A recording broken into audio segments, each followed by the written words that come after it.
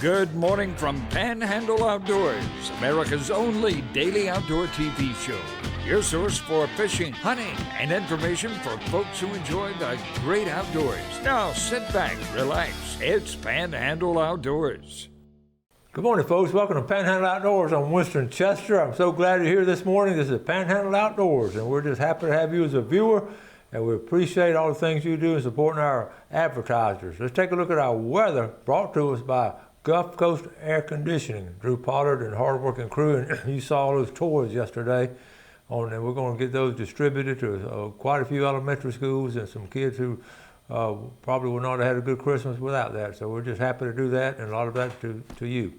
All right, high today is going to be actually 77, low 62.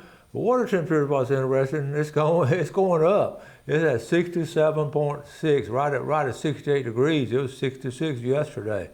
So it's just warming up a little bit, which is unusual for December. River reading brought to us by Mountain Dew. Get out and do. Looking at the Apalachicola Bluntstown, 11.4 this morning, and it's falling out. It's still high now. The Choctahatchee Caryville, right at 5 foot, and a little bit of slow, steady drop to it. It looks like that pattern is going to stay on through the weekend, just a little slow, steady drop. It'll be falling waters, but not real fast. Our tide chart brought to us by Kent Forest Lawn.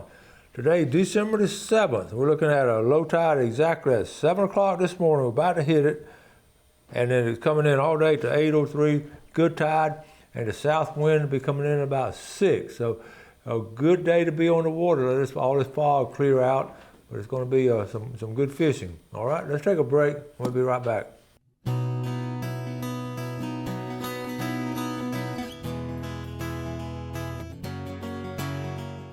Okay, welcome back. I just got off the phone with down there at Sea Quarters, called them up and got a fishing report for the weekend. And it's, of course, foggy down there, of course, but it's going to burn off. The best bet, what they're catching down there, really is around the river, is just some trout. And they're not catching much out in the bay system, but a lot of trout are being caught. And I asked them what they're catching them on. Mirror lures, and that is the old standby. And I asked them, was there any particular color we could go by? And guess what? Red head and white body. That's the original color of the first artificial bait we had when James Hedden started making those lures way back in the 1880 something. But anyway, when he made them, the first one he painted had a red head and white body, and that was the first one mass produced. So is that amazing or what? I thought that was cool. All right, let's go to our picture parade. I'll run across some things I just want to pass on to you because I think a lot of y'all understand how these make you feel. How about this? Old roads, old dogs, old folks, and old ways still have a lot to offer in this sped up world we live in. Isn't that the truth? We all need to just slow down, especially this time of year in the season of Christmas. We get so busy doing so many different things. So I thought that's appropriate. I love that picture. Talking about handmade cast nets, Charity Fee sent this to me because some of you all asked about the custom cast nets. And here's a name right here. Thank you, Terry, for sending this. There's a phone number if you want one custom made. I don't know these folks, but they make them. If they custom make them, they're going to be good. So minnowcanmagic.com, and then number 904-217-7974. Thank you for sharing that with our viewers. This is a local picture, or a local guy sent it. I won't call that his name, but this is what you don't do at a boat ramp. You don't block the ramp. And what's funny, if I'm going to zoom in and see the bow line, it's attached over here, okay? Obviously the wind's blowing, from our left to right. And the boat owner, he's way over here at the other dock, getting the stuff in and everything. So it's completely got it blocked. So we don't want to do those kind of things. You always, just out of courtesy mainly, but just out of good common sense, you don't block boat ramps at any time. You just get on one side or the other, not in the middle. I got to send up my buddy Tony Bass up there in Georgia. I'm going to tell him that's probably some of his cousins. This is good. I'm going to read this. Jordan Hobbs. Yesterday afternoon, I got to enjoy what every dad who loves to chase these deer dreams about. A lot of practice on the shooting range, a new rifle for an early Christmas present, and a little kid who talks about hunting 24/7 added up to Bowen's first deer. if you see him around, make sure you get his side of the story, because like every great hunter, it grows every time he tells it. So here it is right here, Jordan Hobbs, and here's Bowen with his first buck. Good job. And I want to hear that story when you get a chance. Good picture there and a good memory. And there's a whole family, they're all tickled. He's sitting up there, got a little sister with him. Good memory, that first deer. I thought this is funny. Our GPS in 1978, now we don't ever give instructions on how to get there. I find myself still telling people where to live. But I'm going to read this because this is what you need to tell your grandkids before GPS. Go past Jeff's house, then turn where that barn used to be. Go a little ways till you get to that house where that really weird guy used to live. Go a little bit to the right on that bumpy road. Cross over that old bridge, then his house is past the place where those dogs used to chase us. Is that not typical? Okay, and that's a picture for now. But you know, we talk about technology and how it has done so much to improve our daily way of life, but it's in particular with outdoorsmen. And you know, the fishing technology I talk about on a constant basis, but not only that, it's traveling on maps and all. It's really incredible as it takes you right there to the spot. And Gail and I get a kick out of it, punch in that address and go to it. But on the phone, I still find myself when talking to people, say, well, I live off McCormick, turn on McCormick Road and come down to Topher Road. But I just give them my address when they come to the house. So I get a kick out of technology and all the things it's done for us. Okay, let's take a quick break and we'll be right back.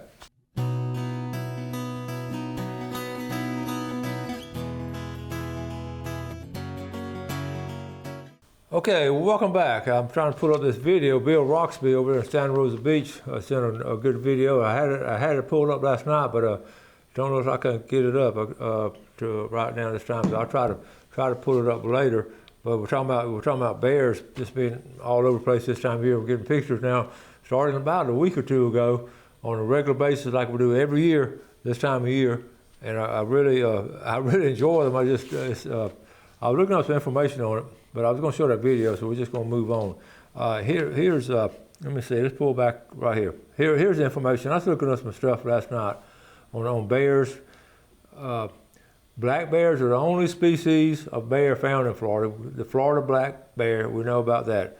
FWC biologists estimate that there are approximately over 4,000 black bears in Florida. And the adult male is 250 to 350 pounds. That's a big bear. The largest one ever weighed in Florida was 760. I'm not sure where that was. I'm going to have to look that up. Can you imagine? That's double the size. The female is about 130, 180. And the black bear that's a male lives within a 60 square mile area, but the females only stay in 15 square miles. That tells you about the mating and what they do and all. The male black bear just keeps moving around. And at 3.5 years old, the breeding season runs from June to August, so they've all bred by now. They're going to be having baby bears starting next month. They climb trees a lot. 80% comes from plants. Okay, 80% of their diet comes from plants and all. So I just thought that was, but the distribution, this is interesting. Now the dark brown is where a lot of bears are. Basically, you see the table on the bottom left, and you can see our viewing area. Ironically, the closer to the coast, there's more of them. Up right there on the Alabama line, there's not that many up that way, but they're headed that way, I promise you. Then the Big Bend area, and even on the western end, over by Eglin Air Force Base, and even over toward Pensacola, Black Forest State Forest. So anyway, right there in the Big Bend area, central, that's Ocala right there. Remember, in the south, there's some down there around the Everglade area.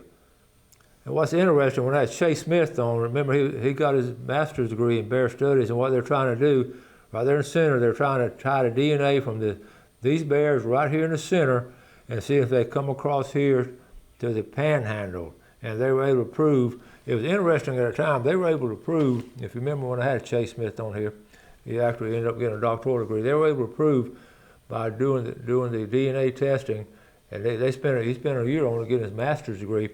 That I think I told you the story where the donuts would be hanging, and then the bears would get a hair caught in a barbed wire, and then they did the same thing up here, back and forth. I've told that story so many times to people. They get a kick out of it, especially when I talk about when the bears here started hearing the FWC truck drive through the Ocala National Forest.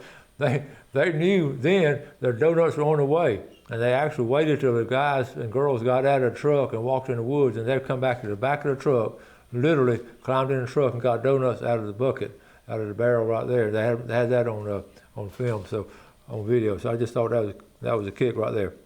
Okay, and here, this is interesting. So I looked up the hunt, bottom line right here, FWC, the bear population up, but no plans for another hunt right now. It's interesting, they had a meeting, like we talk about FWC meetings, and when they met on this is a highly volatile subject in Florida, as you can imagine. Speaking of tree huggers, the 75% of the speakers that day did not want right here. See that next to last, coming from the bottom, the next to last paragraph. 75% of speakers at Wednesday's meeting opposed another bear hunt. The FWC commissioners approved the bear management plan without setting a date for another hunt. And that was a good while back, but that was several years back. But anyway, that's the public information of it. Now, let's go, this time of year, I know most of us have got our deer stands and all set up, but it's still not too late to move things around. I get so what I have here, I picked up, you know how I like to go to do-it-yourself, building your own ground blind or tree stand, and every now and then I just run across one that I just really want to share with y'all.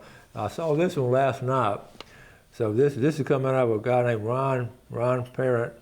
So he built this blind for my dad and me to use. I really enjoyed building this with him and got to shoot a few deer out of it. So here's his process. He just had a trailer.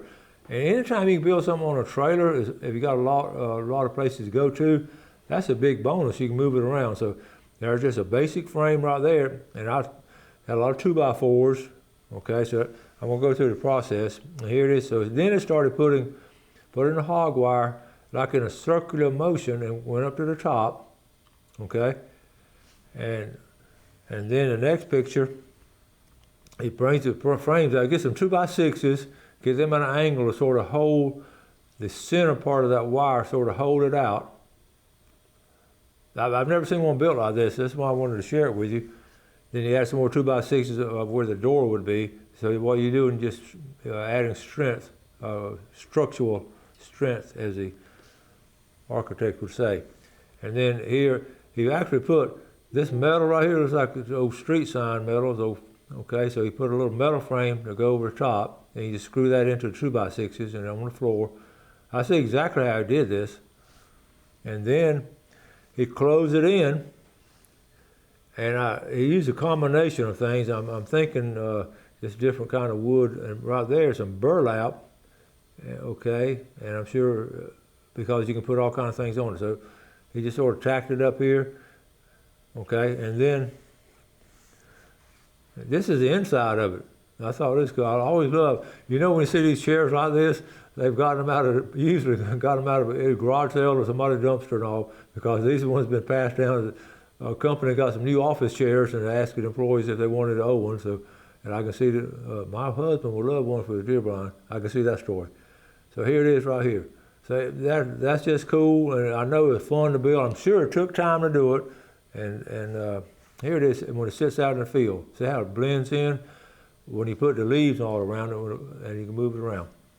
So that was one of those do-it-yourself deer blinds. If you have a picture of anything that you've done as far as building something, or like, especially we used to on our duck blinds, David Barnes and I, way back in the 70s, before duck hunting became, there were about 2 or 3 different people hunting ducks here in this area.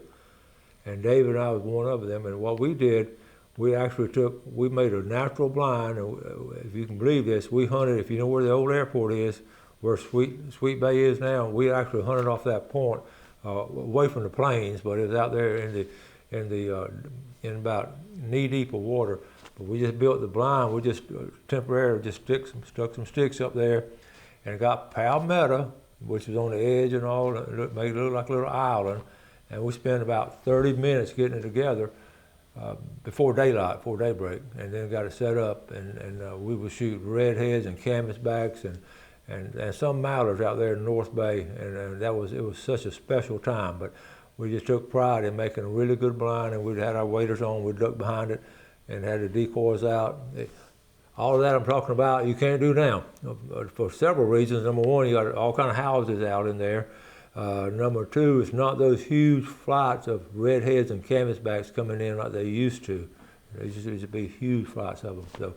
So, and number three, that probably somebody will be out there fishing. All right, let's take a break. We'll be right back.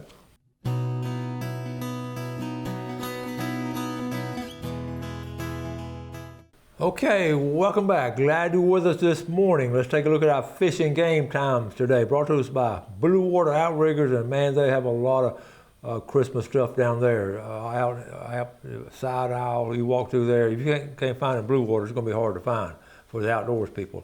Take a look at our time. We're looking at 10:11 to 12:11 this morning, the middle of the day, and then 10:36 to 12:36 this evening. And the wind, like I say, is coming out of the south, not very much wind coming. So let's take a look.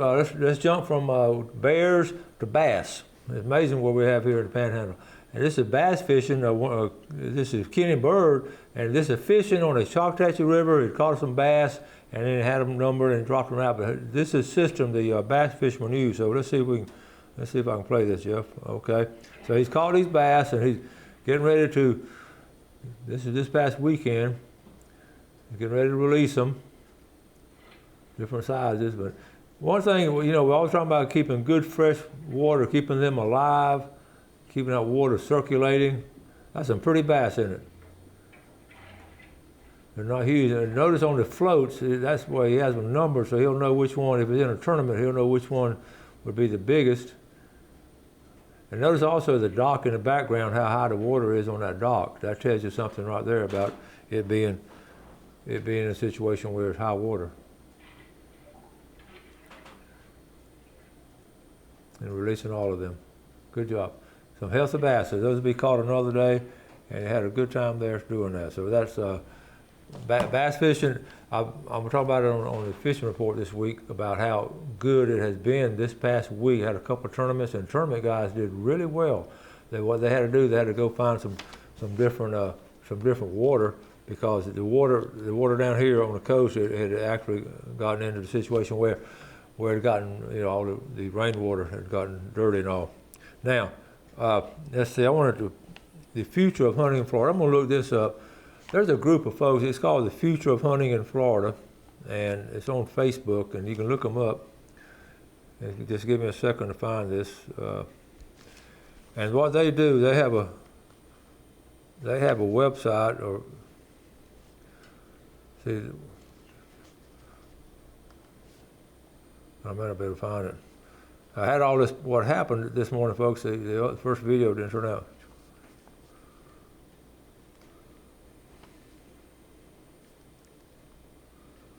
I may not be able to find it.